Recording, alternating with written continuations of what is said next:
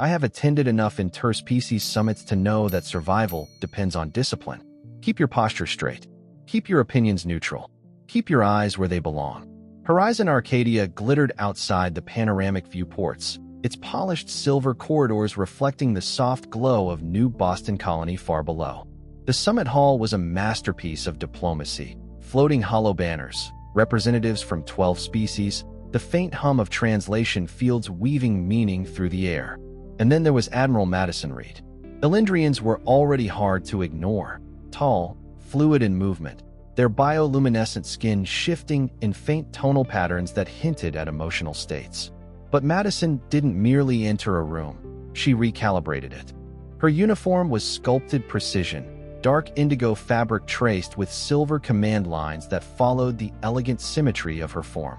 She moved like gravity favored her. I made the mistake of watching too long. Lieutenant Harper leaned slightly toward me and murmured something about trade concessions. I barely heard him. My focus was locked on the Admiral as she spoke with a delegation from Altair. Unbelievable, I muttered under my breath. That figure should be classified as a strategic asset. Harper stiffened. Captain, I mean it. I continued quietly, assuming the translation dampeners between species would filter anything inappropriate. She may not understand us, but that woman is built like she was designed to win wars. That's when the room went silent. Not gradually, instantly. The hum of layered conversations collapsed into a vacuum. I felt it before I understood it.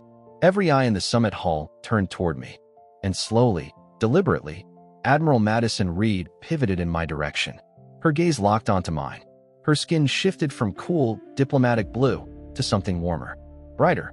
Not anger. Something far more dangerous. That was the moment I realized my first assumption had been wrong. She understood every word. And worse, I had completely misjudged what those words meant to her. If there is a sound that perfectly captures the collapse of a military career, it is silence. Not the respectful silence before a speech. Not the strategic silence before engagement. This was execution silence. Admiral Madison Reed began walking toward me. No sudden gestures. No visible anger. Just measured, deliberate steps across the polished obsidian floor of the summit hall.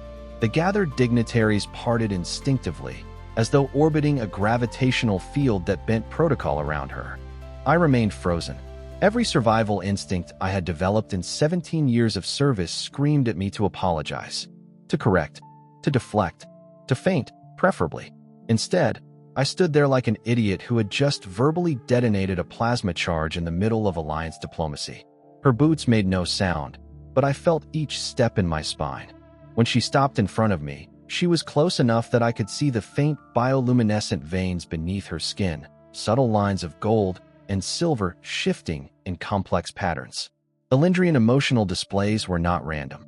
They were language, and the pattern moving beneath her surface was not outrage. It was heat. Captain Ryan Brooks, she said. Her voice carried without amplification. Clear, musical, controlled. You have made an observation regarding my physical structure. There was no question in her tone. My throat tightened. Admiral, She lifted one elegant hand, silencing me. Before you attempt retreat through apology, she continued calmly. You should understand something about Elyndrian culture. A ripple of quiet tension passed through the room. Representatives from the Centaurian bloc leaned forward. A human council member looked like he was calculating political fallout in real time. Madison turned slightly, addressing the entire summit hall. Among my people, suppression of instinct is considered weakness. Emotional dissonance creates strategic instability. Her eyes returned to mine. You believed I did not understand your language. I swallowed. Yes, Admiral. And further, she said, stepping closer, lowering her voice just enough to force me to focus entirely on her. You believed I did not understand people. That struck harder than the first accusation, because it was true. I had assumed her composure meant distance, that her controlled presence meant detachment, that alien meant unreadable. Her skin shifted again, the golden tones deepening, tracing slow arcs along her collarbone. You were incorrect on both counts. The air in the hall felt charged. I understood every word, she continued, and I understood the intent beneath it. A human ambassador cleared his throat nervously. Admiral Reed, he began cautiously. If there has been an incident. There has, she replied smoothly. But not the kind you fear. Then she did something no one in that hall expected. She removed the insignia clasp from her shoulder and let it fall into her palm. A symbolic gesture I did not recognize, but clearly meant something to her people. Several Elyndrian officers in the chamber straightened immediately. I invoke the trial of direct intent, she announced. The words carried like a blade drawn from its sheath. A murmur spread through the non-Elyndrian delegates. One of her own officers inhaled sharply. Admiral, he warned quietly in her native tongue. She did not look at him. Captain Ryan Brooks, she said, turning fully toward me again. You have publicly expressed physical admiration without political calculation. Such directness, though crude by human standards of diplomacy, aligns with Elyndrian principles of emotional clarity. I blinked. I was being reprimanded culturally or recruited. I therefore choose not to pursue disciplinary action, she continued. Instead, I accept your declaration as an initiation. The words hit like a kinetic round. Initiation of what? I asked before my brain could stop my mouth from making things worse. Her lips curved, not quite a smile. Something sharper. The trial of direct intent is an ancient compatibility right among Elyndrian command ranks. It determines whether spontaneous attraction is supported by intellectual parity, strategic alignment, and psychological resilience. The room erupted in overlapping whispers. A Terran councilman stood halfway out of his seat. Admiral, surely this is not the appropriate venue. It is precisely the appropriate venue, she replied. Direct intent requires witnesses. My pulse thundered in my ears. Admiral, I said carefully, with respect, I did not intend to initiate any formal. She stepped even closer. Intent, she said softly, is not limited to what you plan. It is defined by what you reveal. Her gaze locked onto mine, and for the first time I understood something unsettling. She wasn't offended. She was stimulated, not by the comment itself, but by the fact that I had said it without calculation, without manipulation, without political agenda. Elyndrians valued emotional transparency the way humans valued tactical advantage, and I had just exposed mine. You spoke without strategy, she said quietly, so only I could hear. Do you know how rare that is in a room like this? I assure you, I muttered. It was not a calculated move. I know, she replied. That, apparently, was the point. She turned once more to the summit. By Elyndrian law and tradition, Captain Brooks is now subject to formal evaluation. I felt every muscle in my body tense. Evaluation. I echoed. Yes, she said evenly. You have expressed attraction. I have registered interest. Now we determine whether that attraction is structurally viable. There was no escape path that did not involve catastrophic diplomatic fallout. If I refused, I risked insulting a fleet admiral of a primary alliance species. If I accepted, I had no idea what I was stepping into. The human delegation looked horrified. The Elyndrian delegation looked fascinated. Madison studied me with intense, unwavering focus. Well, Captain, she said, voice lowering again. Will you retract your words and accept formal censure for inappropriate conduct? Her skin pulsed gold. Or will you stand by them and face the trial? In that moment, I realized something else. She wasn't cornering me. She was giving me a choice, but not a safe one. My career, my reputation, possibly interspecies relations, all balanced on what I said next. And somewhere beneath the panic, beneath the humiliation, beneath the sheer absurdity of the situation, there was something else. Curiosity. I met her eyes. I don't retract them, I said. The silence deepened. Her skin flared brighter. Then, Admiral Madison Reed declared before the stunned assembly of the United Systems Alliance. The trial of direct intent begins.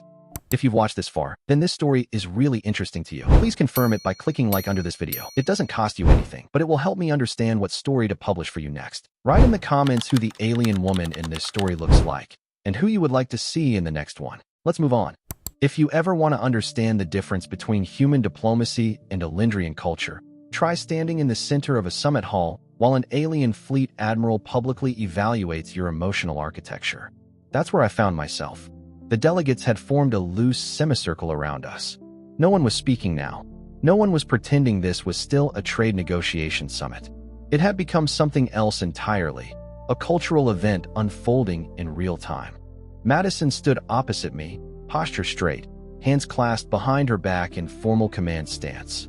The golden currents beneath her skin moved in controlled, rhythmic patterns now. Not erratic, not volatile. Intentional. She was not improvising. She was conducting. The trial of direct intent, she began, addressing both me and the assembly, exists because Elyndrians do not separate attraction from evaluation. A Centaurian diplomat shifted uncomfortably. Madison continued calmly. Among humans, desire is often suppressed for the sake of professionalism. Among Elyndrians, suppression creates distortion. We test what arises. Her eyes returned to mine. Captain Brooks has demonstrated spontaneous admiration without calculated gain. There were a few awkward glances from the Terran delegation. Such directness, she continued, is either a sign of reckless incompetence or structural honesty. That last phrase landed with weight. I swallowed. Admiral, with respect, I assure you reckless incompetence was not the goal. A faint ripple of amusement passed through the Elyndrian officers. Her gaze sharpened slightly. I am aware, she said. Then she did something unexpected. She stepped even closer, well within personal space by human standards. You believed I did not understand people, she said quietly, so that only I could hear her. Explain. This was not rhetorical. It was a command. I forced myself not to look away. I thought, I said carefully, that you were composed to the point of detachment, that your control meant distance. I assumed that whatever I said would pass beneath notice. And why would that be? She asked. Because, I admitted, you move like someone who has no need to be affected. That earned the faintest shift in her expression. Her skin dimmed slightly, then pulsed warmer again. Your comment, she said softly, did not pass beneath notice. I noticed the slight change in the room's air pressure, the translation fields recalibrating to ensure every species could hear what came next. She stepped back just enough to address the assembly again. Elyndrian physiology responds visibly to stimuli, she explained. When emotional interest is triggered, we do not conceal it. A ripple of light moved along her collarbone and down her arms, unmistakably golden now. Several delegates leaned forward. When Captain Brooks described my physical form, she continued evenly. The response was measurable. There was a pause. Interest. That word carried through the chamber like a detonated charge. My pulse spiked. Not outrage. Not insult. Interest. I believed, she continued, eyes returning to mine, that humans avoided direct acknowledgement of attraction in formal environments. We do, I said automatically. Why? Because it's considered unprofessional. Is desire inherently unprofessional? That question hung in the air. No, I admitted. But expressing it without filter can create instability. Her eyes sharpened. Instability, she repeated thoughtfully. Or clarity? The Elyndrian officers were watching her carefully now. This was no longer spectacle. This was doctrine unfolding. She began to circle me slowly, not predatorily, but analytically. You spoke without agenda, she said. You did not flatter for advancement. You did not posture for political gain. You expressed observation. I shifted slightly but kept my stance steady. I expressed poor impulse control. I corrected. Her lips curved faintly. Impulse control is a human virtue, she said. Impulse transparency is an Elyndrian one. She stopped in front of me again. You assumed I would not understand your words, she continued. But you also assumed I would not understand your intent. I hesitated. Yes. And yet, she said quietly, your words did not offend me. The golden tone beneath her skin intensified, unmistakable now. They aroused me. The word was not dramatic. It was clinical, factual. The room inhaled collectively. I felt heat rise up my neck. That was not my intention, I said carefully. I know, she replied, which is precisely why it was effective. She turned again to the assembly. Elyndrian evaluation protocol begins with a fundamental question, she said. Is attraction strategic or instinctive? Her eyes returned to mine. Captain Brooks' comment was instinctive. There was no argument I could make there. She stepped closer again, lowering her voice. You thought I did not understand people, she repeated softly. Yet you revealed more about yourself in one unguarded sentence than most officers reveal in years of negotiation. That hit harder than any reprimand. You were not admiring power, she continued. You were admiring form. My breathing slowed deliberately. And that matters? I asked. It does, she said. Because admiration of power seeks advantage. Admiration of form seeks connection. The golden patterns along her skin intensified subtly again. This is why we do not punish such moments, she said. We test them. I could feel the shift in the room now. The Terrans were unsettled. The Elyndrians were attentive. This was no longer scandal. It was anthropology. Madison straightened. The first phase of the trial confirms initial response, she declared. Attraction has been acknowledged on both sides. Both sides. My brain caught up with that phrase. You're saying, I am saying, she interrupted calmly, that your words triggered reciprocal interest. Silence. The air felt electric. However, she continued, voice sharpening slightly, interest without compatibility is volatility. She took one final step back, creating just enough distance to re-establish command presence. Captain Brooks, she said evenly, your blunt honesty has sparked curiosity rather than outrage. But curiosity is not commitment. Her gaze locked onto mine again. Now we determine whether what aroused me intellectually and physically can withstand pressure. A subtle flicker passed through her skin, gold threaded with silver. Humiliation, she said quietly, has now become intrigue. And in that moment, I understood something with terrifying clarity. This was no longer about a reckless comment. It was about whether I could stand in front of an alien fleet admiral who had just publicly admitted attraction and not collapse under the weight of it. The trial had only just begun. If you had told me that my careless comment would evolve into a cross-species evaluation ritual conducted in front of the entire United Systems Alliance, I would have laughed. Now I was standing at the center of a cleared summit floor while tactical holograms materialized around us. The diplomatic banners dimmed. The lighting shifted to simulation mode. Horizon Arcadia's central processors reallocated resources without question. Admiral Madison Reed had just converted a political reception into a proving ground. This phase tests intellectual parity, she announced. The golden hue beneath her skin had stabilized into something more focused, streaks of silver cutting through it like precision lines. Command mode. You have demonstrated instinctive honesty, Captain Brooks. That is not sufficient. A three-dimensional star map bloomed between us, rotating, layered with fleet markers and gravitational distortions. Scenario 1, she continued. Multi-species fleet coordination under asymmetric threat conditions. Limited translation bandwidth.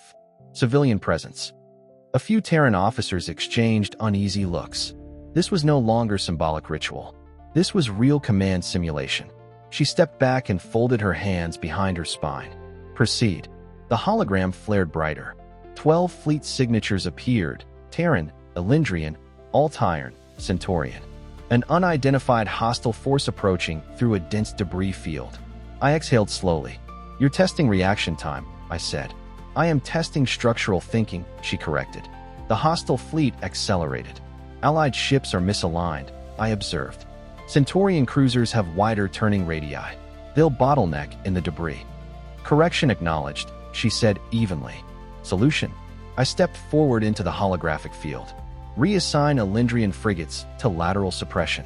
Terran destroyers act as mobile shield nodes. Redirect Centaurian vessels to outer perimeter. Use debris density as force choke channel. The hostile icons shifted. A simulated explosion rippled across the projection. Civilian transport vessel caught in crossfire, the system announced. Madison's gaze sharpened. Your strategy sacrificed one corridor. I adjusted instantly. Not sacrificed. Repositioned. I rerouted 3 Terran ships through microthrust adjustments, creating a narrow defensive corridor through the debris field. The civilian transport cleared the impact zone by less than 2 seconds. The room remained silent. Madison studied the outcome. Acceptable, she said. That word shouldn't have felt like a victory. But it did. She stepped forward, dismissing the projection with a flick of her fingers. Scenario 2. She continued without pause. The floor beneath us shifted, projection fields reconfiguring. Now it was not fleet simulation. It was psychological analysis. Her eyes locked onto mine. Elyndrian command structures rely on emotional stability under personal provocation. The air tightened. Define provocation, I said carefully. Her expression didn't change. Public vulnerability. Before I could process that, she turned to the assembly. Captain Brooks has expressed physical attraction publicly, she said. I now request he articulate the same observation under scrutiny. My pulse spiked. You want me to? Yes, she said calmly. The room leaned forward again. This challenge evaluates whether your directness was accidental or sustainable. I forced myself to breathe.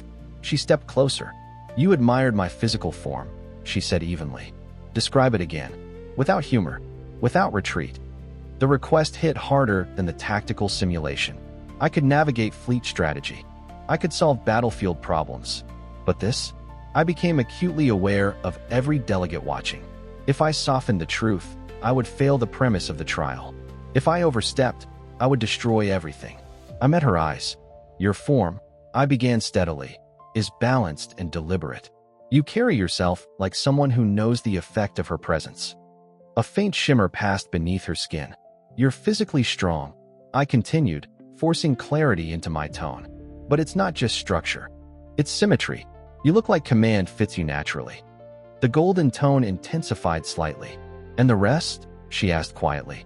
I exhaled. You're beautiful, I said simply. Not because of proportion alone. Because of control. Because of the way you move through a room. The silence deepened. And the comment about my figure? She pressed. It wasn't a joke, I said. My voice didn't shake. It was instinct. There it was. Unfiltered. Her skin flared gold, brighter than before. Not explosive. Measured. She turned slowly toward the assembly again. Subject demonstrates sustained directness under pressure, she said. No deflection. No strategic retreat. The Elyndrian officers exchanged subtle glances of approval. Madison faced me again. Final evaluation before escalation, she said. The projection floor darkened again, this time shifting into a real-time command feed from Horizon Arcadia's outer defense perimeter. This is not simulation, she added. My attention snapped fully into focus. Unidentified vessel detected, the station AI reported. Trajectory deviation inconsistent with registered flight path. The diplomatic delegates began murmuring. Madison did not look away from me. Command authority is shared, she said calmly. You may issue defensive advisories. You're testing live response during ritual? I asked. I am testing composure, she corrected.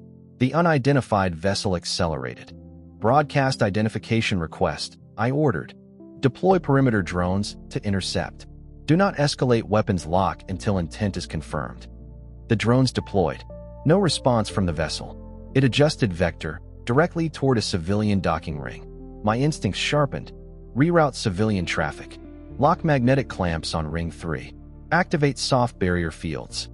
The holographic overlay updated in real time. Madison watched not the projection, but me. You adapt quickly, she observed. I don't freeze, I replied. A flicker of something crossed her expression, not challenge. Approval. Then alarms blared. The unidentified vessel's core flared violently. Impact in 40 seconds, the AI announced. The trial was no longer theoretical. Madison stepped beside me. Command with me, she said quietly. Not as evaluation.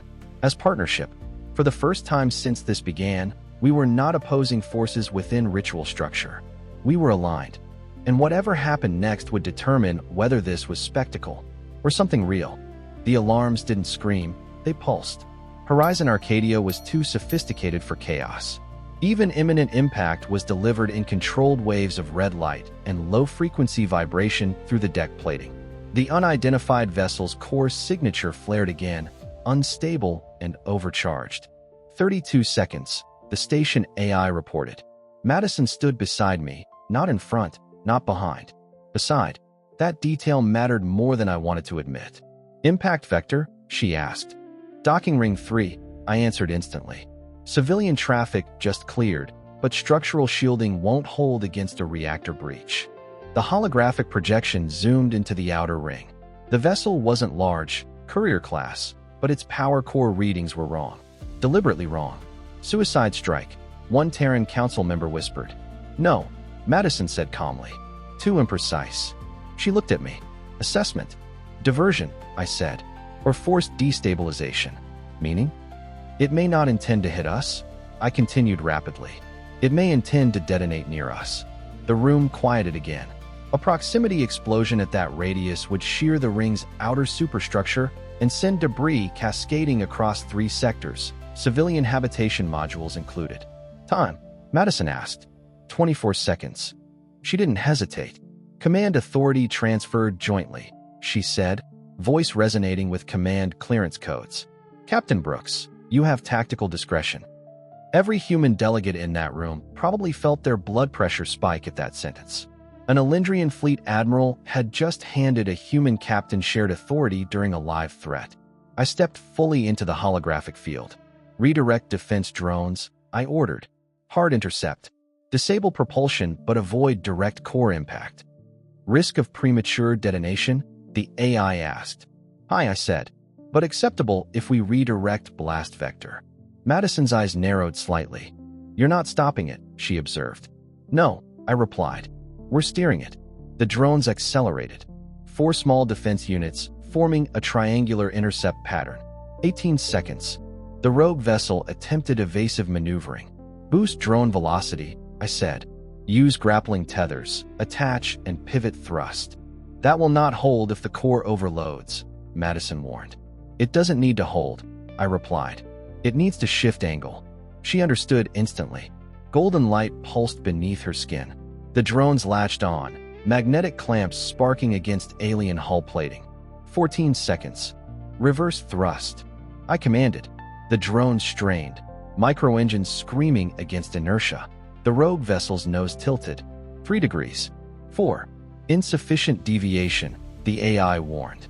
Madison stepped forward. Add a Elyndrian microburst array. She ordered without hesitation.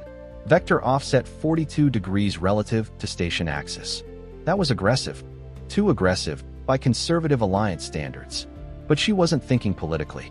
She was thinking dynamically. The microburst array fired, controlled plasma bursts striking the vessel's flank. The angle shifted sharply. 8 seconds. The vessel's core flared blinding white. Brace, I muttered. The explosion didn't bloom against the docking ring.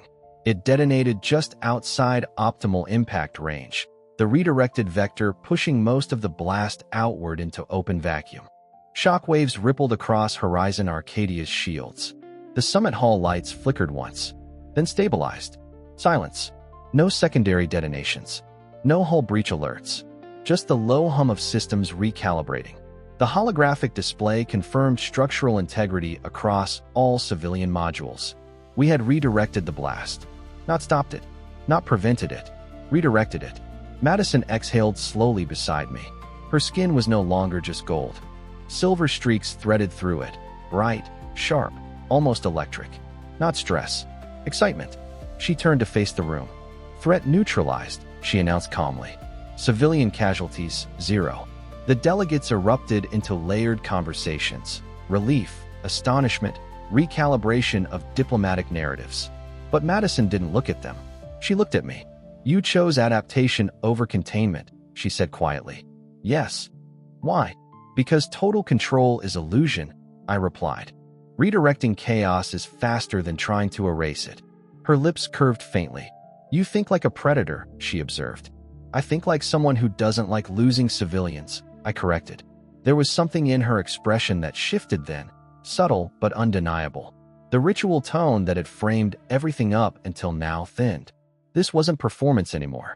This was shared adrenaline, shared command, shared survival. You moved without hesitation, she said, even when stakes escalated beyond symbolic trial. Because the trial stopped being symbolic, I answered. She studied me carefully. You did not default to rigid protocol. No, I said. Protocol would have cost us time. And you accepted shared authority without territorial resistance. I shrugged slightly.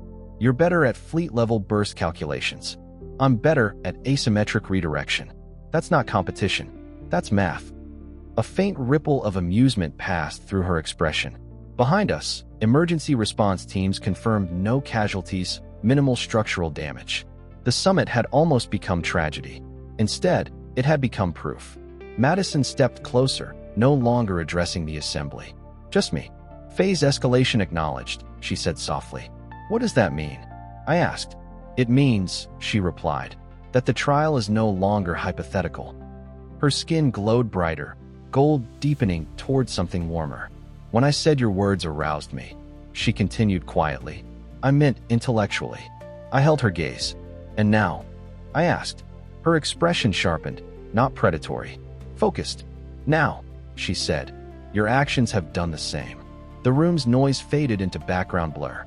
This was no longer about a reckless comment. It was no longer about spectacle. We had just fought together. Real threat. Real consequence. And something fundamental had shifted. You redirected catastrophe without freezing, she said. You collaborated without ego. You calculated risk without paralysis. She tilted her head slightly. You are dangerous, Captain Brooks. I allowed myself the faintest smile. I've been called worse. Dangerous, she repeated, because you combine instinct with analysis. Her gaze lowered slightly, then returned to mine. And because when you look at me now, she said softly, there is no retreat. She was right. There wasn't. The humiliation from earlier was gone, replaced by something steadier, something intentional. The trial had moved beyond flirtation, beyond cultural display. We had just proven compatibility under fire, and everyone in that summit hall knew it. Madison straightened. Combat stress compatibility confirmed, she declared formally. The Elyndrian officers responded with subtle nods. The Terran delegation looked like they were rewriting briefing documents in their heads. But for the first time since this began, the ritual didn't feel like pressure. It felt like momentum. She stepped close enough that her voice lowered to something almost private. You redirected the explosion, she said. Yes. You redirected me, she added. That caught me off guard. I did. Yes. Her golden glow softened, less intense now, but deeper. I began this trial because your honesty stimulated curiosity. She paused. Your competence has transformed it into interest.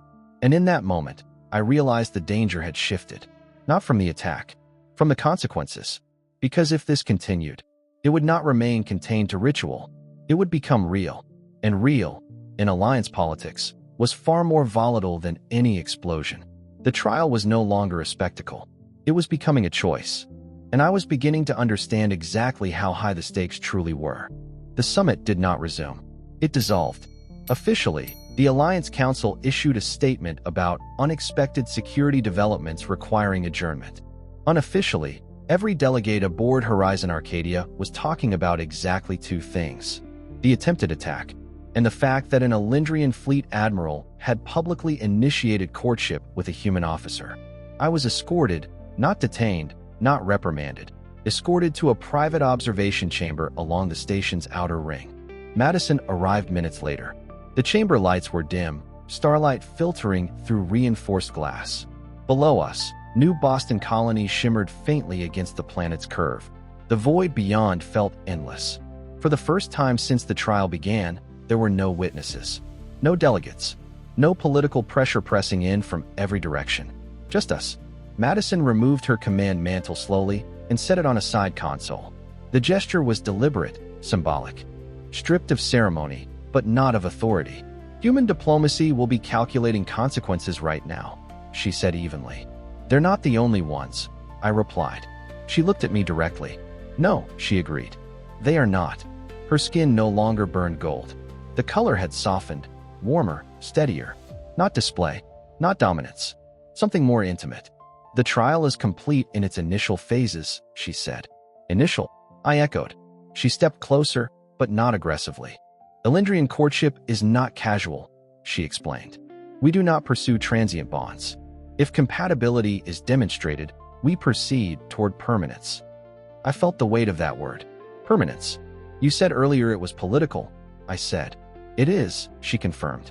Fleet-level bonds affect strategic perception. Cross-species bonds affect doctrine. And your fleet level, I added. Yes. And I exhaled. A captain with a record of speaking before thinking. Her eyes softened slightly. You are a captain who redirected catastrophe under pressure. That doesn't erase the complication, I said. No, she agreed. It amplifies it. Silence stretched between us, not uncomfortable, just heavy. Explain permanence, I said finally. She folded her hands lightly in front of her. When Elyndrians form a bond, she said, it is not merely emotional. It is structural. Careers intertwine. Strategic trust deepens beyond protocol. Decisions become shared. And if it fails? I asked. It does not, she said calmly. That answer was not arrogance. It was cultural certainty. You don't date casually, I translated. We do not. I looked out at the stars. Madison, I said quietly. 6 hours ago, I thought you didn't understand people. Her lips curved faintly. You were incorrect. I know, I said. And 6 hours ago, I thought my comment was a mistake. And now, she asked. Now I'm not sure, I admitted. She stepped closer, not enough to invade space, just enough to shift gravity. When you said my figure was beautiful, she said softly, I experienced two reactions. I raised an eyebrow slightly. First, she continued, physiological stimulation. Her tone was calm, almost analytical. Second, relief. That surprised me. Relief? I repeated. Yes. She turned her gaze toward the colony below. I am admired often, she said, but usually for power, for position, for what proximity to me offers. She looked back at me. You did not admire power. You admired form. Which was inappropriate timing, I said dryly. Timing is irrelevant, she replied. Professional consequences are not, I countered. She inclined her head slightly. Correct. There will be scrutiny. More than scrutiny, I said. There will be hearings. Questions about bias. About divided loyalty.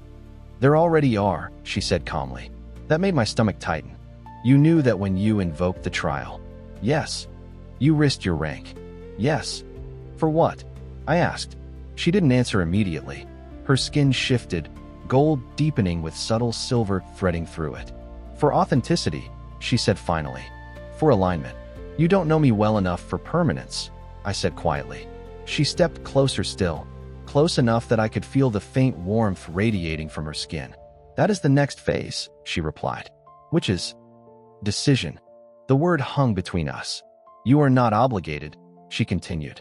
You may withdraw. No dishonor will attach to you. But, I asked, but I will not pursue anyone who retreats from intensity. There it was. The real line. Not ego. Expectation. I don't retreat from intensity, I said evenly. I know, she replied. That acknowledgement felt more dangerous than any challenge. You saved civilians without hesitation, she continued. You maintained directness under scrutiny. You did not attempt to diminish what you felt to make it socially comfortable. She tilted her head slightly. Those traits are rare. I let out a slow breath. And you, I said, took a potentially career-ending comment and transformed it into a structured evaluation instead of retaliation. She gave the faintest nod. I do not punish instinct, she said. I test it. Silence again. Heavier now. What happens if I accept? I asked. Her answer was immediate. Our lives change. That's vague. It is accurate. I almost laughed, but the gravity of the moment suppressed it. You would be evaluated by my command council, she continued. Joint strategic postings would be considered. Political resistance would emerge. And your promotion track? I asked carefully. Her gaze didn't waver. I am being reviewed for fleet admiral elevation. That hit hard. And a human captain in your personal life would complicate that. Yes. You'd risk it. Yes. For authenticity? I asked again. For alignment, she corrected. I studied her face carefully now, not as a spectacle, not as a symbol. As a person. You were aroused by my comment, I said quietly. Yes. By honesty. Yes. And now, her skin glowed warmer, deeper gold than before. Now I am evaluating whether that honesty extends beyond impulse. And if it does? I asked. Then I will ask you formally, she said, to enter Elyndrian courtship with full acknowledgement of permanence. I exhaled slowly. And if I fail? You return to duty, she said calmly. With knowledge. Knowledge of what? That you were close to something rare. That stung more than I expected. I stepped closer now, closing the final distance. I don't want rare, I said quietly. Her eyes sharpened. I want real. A long pause. Then choose, she said softly. The weight of the station, the alliance, the politics, the future, all of it pressed inward. This was no longer adrenaline. No longer spectacle. This was consequence. I looked at her, truly looked. Not just at the symmetry that had caught my attention. Not just at the composure. At the intensity. The clarity. The willingness to risk status for authenticity. You said Elyndrians don't engage casually, I said. We do not. And if I accept, there's no halfway. There is not. I held her gaze. I accept, I said. No hesitation. No qualifiers. The shift in her skin was immediate, gold brightening with intricate silver spirals pulsing through it. Not explosive, radiant. You understand the implications? She asked. No, I admitted. But I'm willing to learn. For the first time since this began, her composure fractured, just slightly. Not weakness, emotion. Then the trial is complete, she said softly. And in that moment, I knew something irreversible had happened. Not because of the politics, not because of the scrutiny that would follow, but because I had chosen intensity over safety, and she had chosen risk over control. The alliance would have to adjust, because we weren't stepping back. We were stepping forward. Together. 6 months later, I stood in the Joint Tactical Command Center in Pacifica Prime and watched Admiral Madison Reed command a room that now belonged to both of us. The United Systems Joint Command had been reorganized around a new doctrine: integrated response, cross-species tactical fusion, adaptive command layering. Officially, it was called the Interstellar Strategic Alignment Initiative. Unofficially, it was called the Brooks-Reed Model. Her promotion to Fleet Admiral had gone through despite the controversy. Mine had followed soon after. Major, assigned permanently to Joint Command Liaison. There had been hearings, questions, political friction sharp enough to cut hull plating. We survived all of it. No, more accurately, we adapted through it. That had become our pattern. The command floor hummed with layered voices: Elyndrian analysts, Terran tacticians, Centaurian logistics officers. No species clustered separately anymore. Mixed teams worked in seamless coordination. Proof. Madison glanced at me from across the holographic table as we adjusted fleet simulation parameters. Vector compensation? She asked. Already accounted for, I replied. A faint glow passed beneath her skin, warm gold threaded with silver. Approval. 6 months ago, I thought she didn't understand people. Now I understood her better than anyone in the room. Our partnership had not dulled intensity. It had refined it. We argued. We challenged. We recalibrated each other constantly. And at night, when the command lights dimmed and the politics faded, we were still what we had been at the beginning. Direct, unfiltered, aligned. Later, in the quiet of our private quarters overlooking the Pacifica skyline, she leaned against the window and studied me with that same focused expression that had once evaluated me during the trial. Do you regret it? She asked softly. The comment. I smiled faintly. Or the choice. The choice. I stepped closer. 6 months ago, I said your figure was a strategic asset. I murmured. Turns out the real asset was your mind. Her skin warmed visibly. And your honesty, she said. I shook my head slightly. No, I corrected. Your willingness to respond to it. She moved closer until there was no distance left between us. One reckless sentence, she said quietly. Redirected an explosion, I replied. Redirected doctrine, she added. Redirected us, I finished. Her hand rested lightly against my chest. You thought I did not understand people, she reminded me. And I was wrong. Yes, she said, voice soft but steady. You were. She kissed me, not as ceremony, not as spectacle, as permanence. Beyond the glass, Pacifica Prime shimmered under starlight. Fleet traffic moved in precise arcs across the upper atmosphere. The alliance had changed. Doctrine had changed. We had changed.